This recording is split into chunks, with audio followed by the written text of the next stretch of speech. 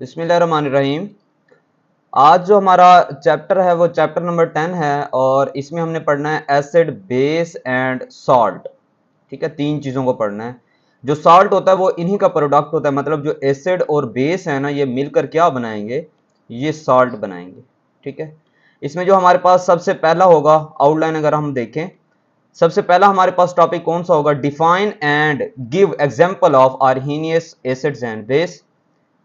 Number 2, use the Bronsted-Lowry theory to classify substances as acids or bases or as,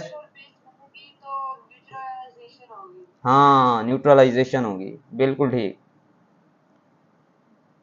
ठीक है,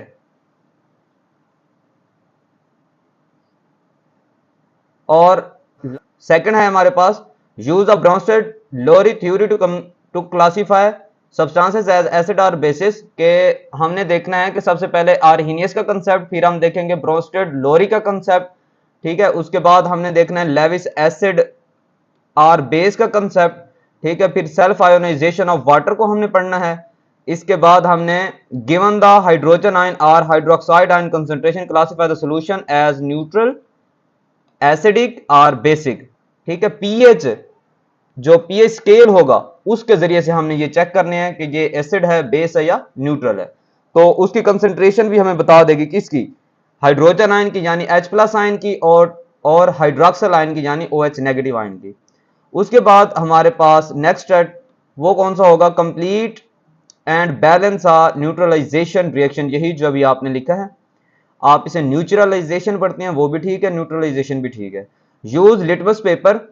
ठीक है, ये मेथड्स हैं पीएच को फाइंड आउट करने के लिए। पीएच मीटर हम यूज करेंगे, पीएच पेपर यूज करेंगे, लिटमस पेपर यूज करेंगे, इंडिकेटर्स यूज करेंगे। ठीक है, उसके बाद हमने क्या करना है, perform acid base titration and related calculation. Acid base titration भी करनी है हमने और उससे रिलेटेड कैलकुलेशन भी करनी है। Identify areas of work for analytical chemist.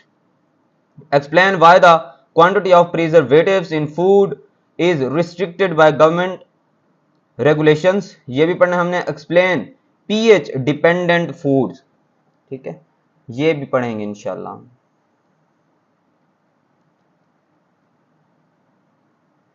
इसके अलावा और कौन सी चीज इसमें पढ़नी है हमने, Explain process of etching in arts and industry. Explain the reaction between industrial pollutants and atmospheric water leading to the formation of acids.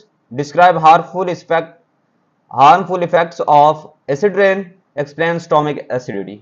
ठीक है, स्टमक एसिडिटी पर भी हमने बात करनी है। तो सबसे पहला पेज है, पेज कौन, let come to the first page which is introduction. You frequently use acid and base in every aspect of life. हर लिहाज से आप क्या कर रहे होते हैं, यूज कर रहे होते हैं। अभी आपको पता चल जाएगा। For instance ji,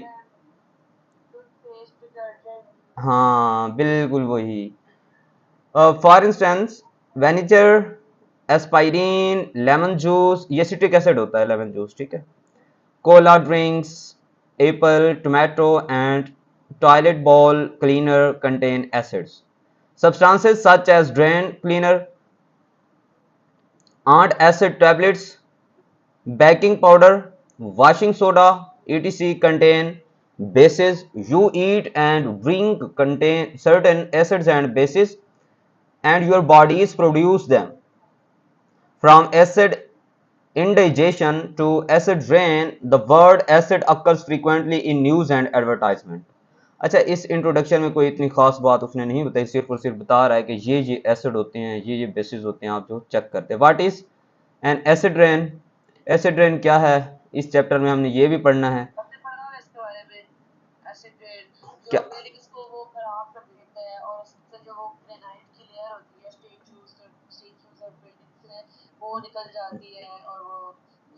calcium carbonate निकल जाता है, हाँ उसे क्या कहते हैं, उसे कहते हैं स्टोन कैंसर। ठीक है, और इनकी क्लासिफिकेशन पढ़नी है एसिड बेस की। तो मेन टॉपिक की तरफ आते हैं मेरे ख्याल से, concept of acids and base. Okay, यहां से स्टार्ट करते हैं। Concept of acids and base. ठीक है, इसकी ये कैरेक्टरिस्टिक हैं, ये शॉर्ट क्वेश्चन में पूछ ली जाती हैं। ये देख लेते हैं जल्दी जल्दी से।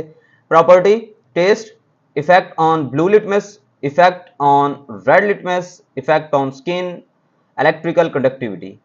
तो जो टेस्ट होगा एसिड का वो खट्टा होगा, श्योर, एंड बेस के लिए बिटर। ठीक है जी, हाँ लिटमस पेपर होता है, ब्लू लिटमस पेपर भी होता है, रेड लिटमस पेपर भी होता है, दोनों होते हैं।